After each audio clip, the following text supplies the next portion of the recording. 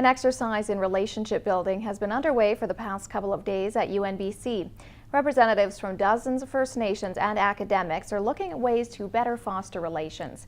With recent legal cases and resource development issues, the need for stronger research is badly needed, and First Nations can no longer be left out of the picture. First Nations and academics from all across northern BC will be at UNBC over the next 2 days, looking at forging relations, especially in light of natural resource development. I think there really needs to be more information that we gather, and there's ways to do it.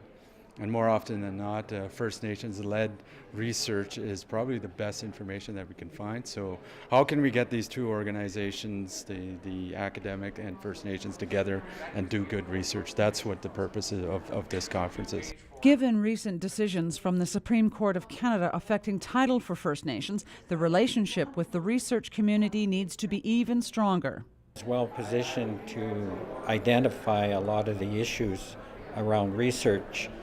As you probably heard, one of the complaints is that Indigenous people have been researched to death, but unfortunately the outcomes of that research have not been beneficial to Indigenous peoples or First Nations. When the university was first founded nearly 25 years ago, there was heavy emphasis on two areas of study, forestry and First Nations. But Stuart Phillips says that relationship appears to have disappeared over the years.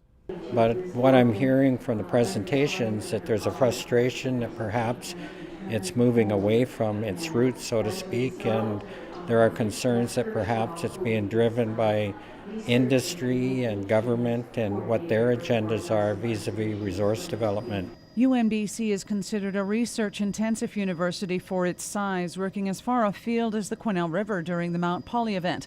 And it's not the first time First Nations and academia have joined forces. You know, if it's depending on what the subject matter is, for I think a lot of First Nations issues, I think UNBC is one of the leads, but it's not the only one. We've collaborated with the University of Toronto, University of British Columbia on many other issues, so I guess it depends on the subject matter.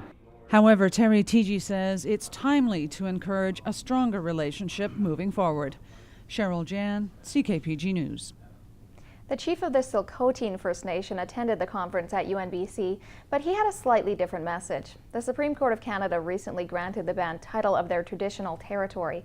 Joe Alphonse says that will change relations between industry and First Nations entirely. The companies that are willing to walk through the doors of First Nation people and the companies that are willing to work with us and incorporate, not just roll out plans and say, here, take a look at this and follow, but to walk through our doors and be part of every step of changing their companies and resource development, because Tsilhqot'in, we believe we own 100% of our territory,